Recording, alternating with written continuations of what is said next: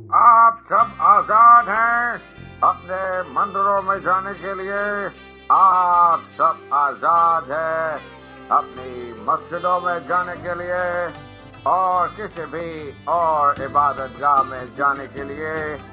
इस ममलिकत पाकिस्तान में आपका ताल्लुक किसी भी मजहब, जात या अकीदे से हो, ममलिकत का इससे कोई सरोकार नहीं।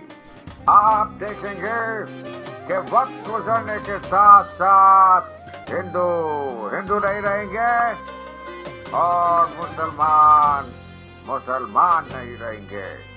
मजहबी मानों में नहीं, क्योंकि ये हर फर्द का जाती अकीदा है, बल्कि सियासी मानों में वो एक ही रियासत के बराबर के शहरी होंगे।